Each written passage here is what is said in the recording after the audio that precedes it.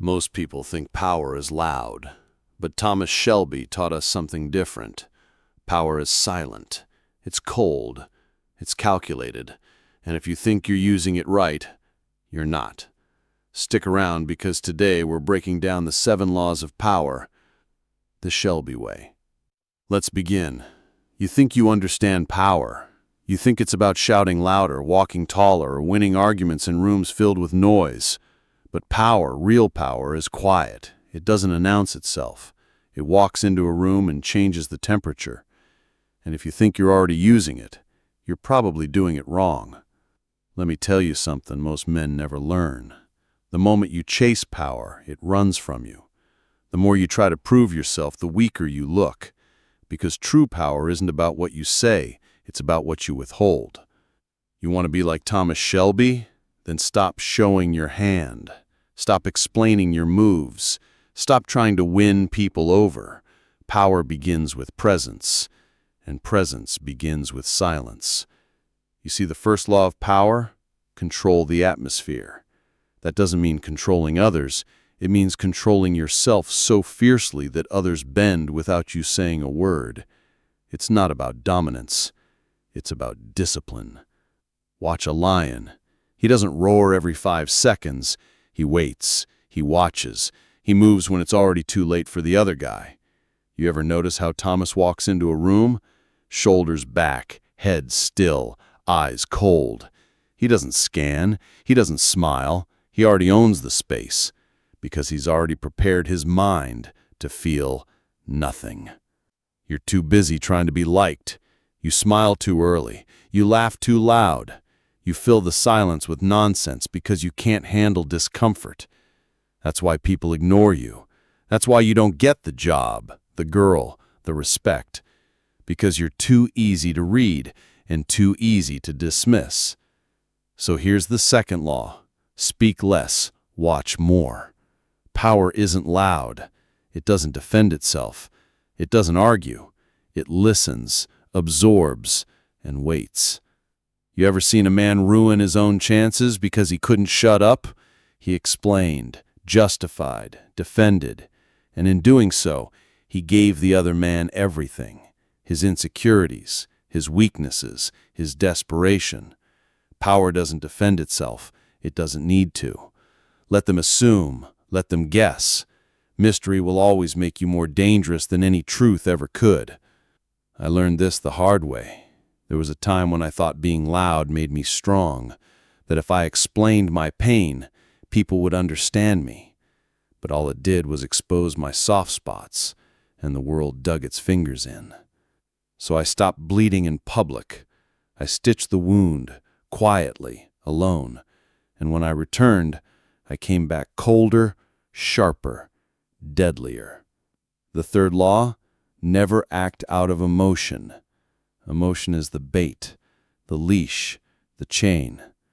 React, and they own you. Pause, and you own the moment. I've watched grown men destroy their lives over a single insult, a bad deal, a broken promise. They punch walls, they burn bridges, they scream at shadows. You think that's strength? That's chaos. That's weakness dressed as rage. Thomas, he takes the hit, smiles, waits, and then, when the world's forgotten, he strikes. Not because he's angry, but because he never forgot, and he never let it control him. You want to win in this life? Then burn this into your skull. The emotional man is a slave. He's predictable, and the predictable man is easy to destroy. Fourth law: hide your intent. The most powerful moves are made in silence. You don't tell people your goals. You don't broadcast your ambition. You let them sleep while you build. Because when they finally notice, it's already too late. Thomas doesn't announce what he's about to do. He lets people underestimate him. He lets them relax, get comfortable, and then he flips the board. So what are you doing right now? Are you leaking energy by seeking attention, telling everyone your next move so you can feel important for 5 seconds? Or are you building in Silence. Power is earned in the dark, when no one is watching, when you're grinding, hurting, doubting, but still moving. That's what separates boys from men.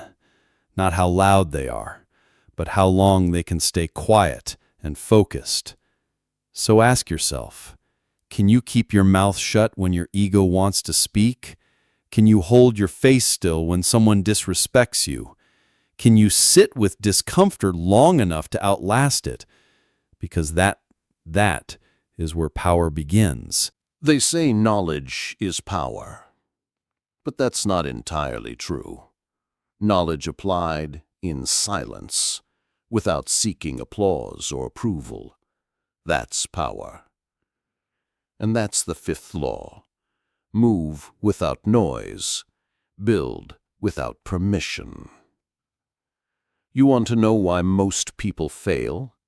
Because they announce their plans, hoping for praise. They say things like, I'm gonna start a business. I'm hitting the gym.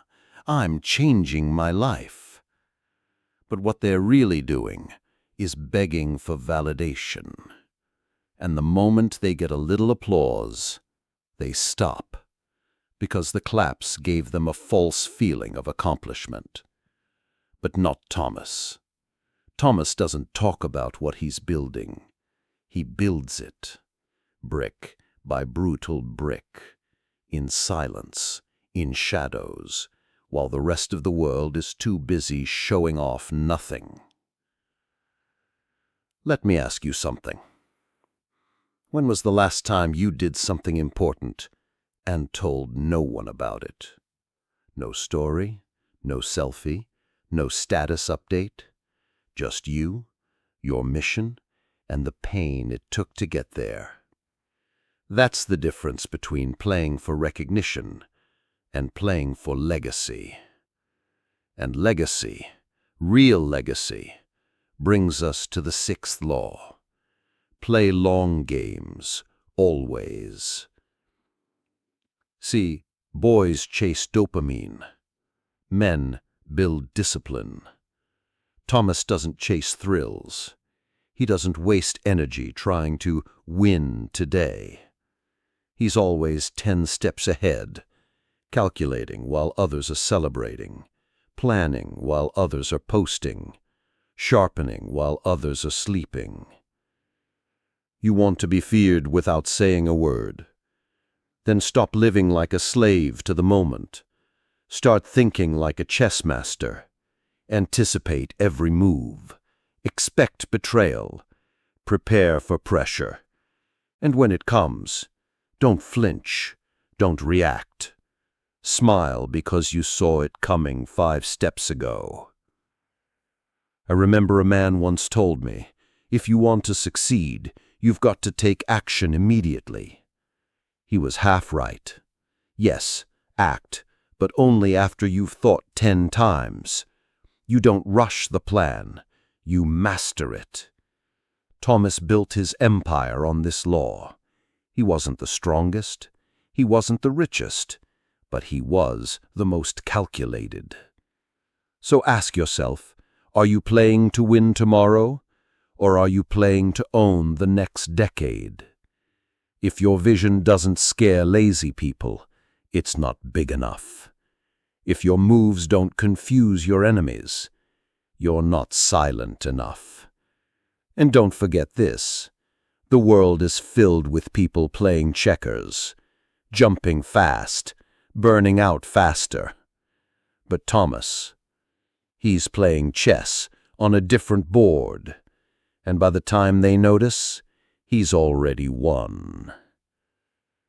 Now here's the final law, the seventh, and the most misunderstood. Master the art of restraint. Because restraint isn't weakness, it's the highest form of strength. Thomas doesn't react when provoked. He doesn't punch when insulted. He doesn't lose control when betrayed. He waits, he studies, and when he strikes, it's surgical.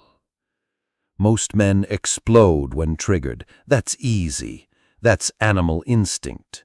But to feel the heat and stay cold, that's power. Restraint is knowing you could ruin someone, but choosing not to. Not because you're soft, but because timing is everything. You see, power without restraint is chaos, and chaos destroys everything it touches. That's why Thomas is dangerous, not because he's wild, but because he's not. He walks like a man with nothing to prove, because he already proved it, to himself, in private. So now I ask you, can you hold your fire when every cell in your body is screaming to explode? Can you choose silence over revenge, planning over panic? Can you let them think they've won, just long enough for you to end it on your terms? That's power. That's war. That's Shelby. And if you can master these 7 laws, not just know them, but live them, then you'll no longer be ordinary. You won't need to demand respect. You'll command it with your stillness, with your control, with your silence. You've heard the laws. But let me make something clear. None of it matters if you don't execute. Power doesn't live in your head. It lives in your habits, in what you do when no one's watching. Most men, they get inspired, they feel a surge of motivation, and then by next week, they're back to being ruled by impulse, by comfort, by the same soft routines that got them nowhere. But Thomas, he doesn't operate off motivation. He operates off standards. Let me ask you, do you have non-negotiables? Do you have rules you live by even when you're tired, even when you're broken, even when no one would blame you for quitting?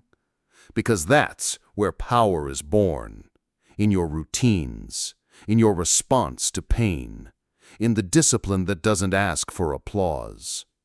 Thomas Shelby wakes before the world, not because he wants to, because he has to. Because greatness doesn't wait for you to feel ready. It punishes hesitation. It rewards consistency. You don't need to be him. You need to become your own version. The kind of man who builds quietly, who walks into a room and needs no introduction. So how do you begin? You wake up before the excuses. You sit in silence before the chaos. You master your body before the world tries to master your mind. You stop chasing the next thrill and start building something permanent. Power isn't the car. It's not the suit. It's not the woman on your arm. Power is invisibility. Power is being untouchable mentally, emotionally, spiritually. It's knowing you could lose everything and still not break. And when it does break, when life punches you so hard you taste blood, that's when you rise. That's when you look in the mirror, wipe your mouth, and say, "Good. Now I'm ready." Because pain, pressure, and betrayal, they're not curses. They're your training. Every heartbreak, every setback, every sleepless night, it's sharpening you like a blade in the fire. And if you can stop seeing yourself as a victim and start seeing yourself as a weapon, then there's nothing that can stop you. You want to walk like Thomas? Then bleed in private, train in silence, work like the devil owes you money. When the world says rest, you whisper, "Not yet." When they say give up, you tighten your laces. You build when they break. You calculate when they complain. You endure while they escape. And slowly, without noise, without fanfare, you become undeniable. You walk into a room and men sit straighter. Women notice. Enemies stay silent. Not because you made a scene, but because your energy speaks first. Legacy isn't built on a stage. It's built in the shadows, with your head down, your soul bruised, your vision sharp. So if you've been walking through hell, if you've been broken, overlooked, underestimated, good. It means you're exactly where you need to be. Now start acting like it. Start sharpening. Start listening more than you speak. Start thinking 10 steps ahead. Make your face unreadable. Make your words scarce. Make your movements surgical. And most of all, stop explaining yourself to anyone. Because when you move like Thomas Shelby, you don't chase power, you become it. Now go. Take one law and apply it today, not tomorrow, today. Then come back. Watch this again. Bleed again. Build again. Until your silence becomes feared. Until your discipline becomes legend. Until your enemies wonder how the hell they never saw you coming.